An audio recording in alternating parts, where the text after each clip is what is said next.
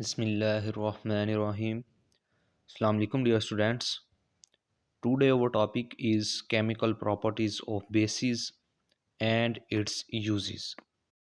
Dear students, last वाले lecture में हमने इसकी जो एसिड की केमिकल प्रॉपर्टीज़ को डिस्कस किया था। इस वाले लेक्चर में हम बेसिस की केमिकल प्रॉपर्टी उसके केमिकल रिएक्शंस को डिस्कस करेंगे। सबसे पहले हमारे पास है रिएक्शन विद एसिड्स, यानी कि बेस का रिएक्शन कराएंगे एसिड के साथ। हमने ये लास्ट टाइम भी पढ़ा था कि जब हम एसिड और बेस का रिएक्शन करवाते हैं तो साल्ट और वाटर बनता है और इसे न्यूट्रलाइजेशन रिएक्शन कहते हैं।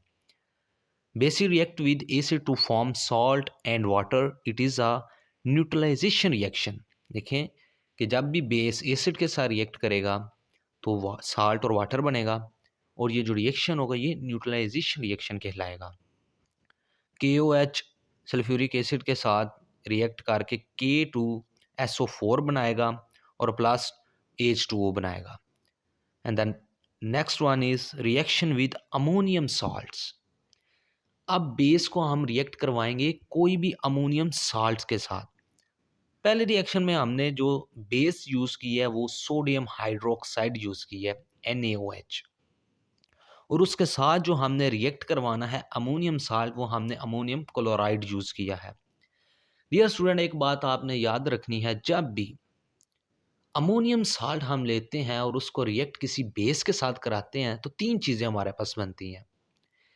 पहला तो एक साल्ट बनेगा जो भी हमने बेस यूज़ करनी है उसके कोरिस्पोंडिंग।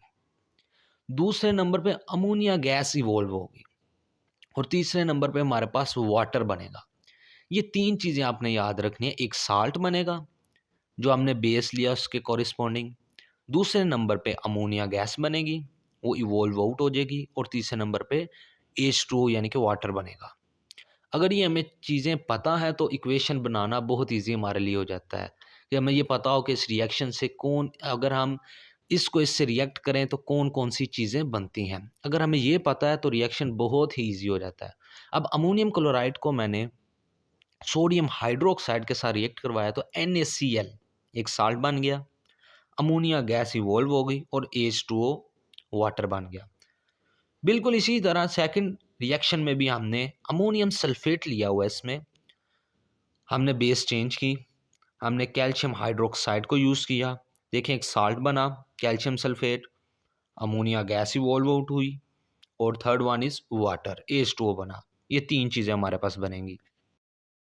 थर्ड वन जो इसका रिएक्शन है डियर स्टूडेंट वो है प्रेसिपिटेशन ऑफ हाइड्रोक्साइड। ये बहुत ही इंपॉर्टेंट क्वेश्चन है, ये अक्सर लोग में पूछ लेते हैं कि जनाब आप एक्सप्लेन करें कि प्रेसिपिटेशन ऑफ हाइड्रोक्साइड ये क्या होता है। हमारे पास जो है ना अल्कली के प्रेसिपिटेट्स होते हैं जो इनसोल्यूबल हाइड्रोक्साइड होते हैं वो बनते हैं जब हम कोई हैवी मेटल्स का सॉल्यूशन ऐड करते हैं। इसमें मेटल हमारे पास copper, iron, zinc, lead, cadmium, calcium, ये वाले मरकरी, ये वाले होने चाहिए हैवी मेटल्स।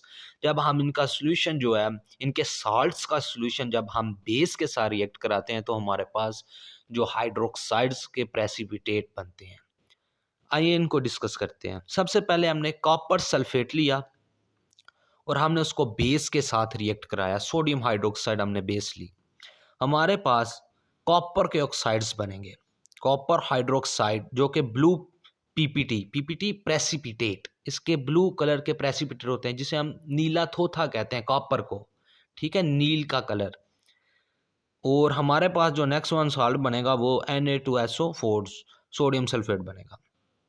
सेकंड हमने जिंक क्लोराइड, उसको भी बेस के साथ हमने रिएक्ट करवाया और जिंक हाइड्रोक्साइड वाइट पीपीटी बनेगी।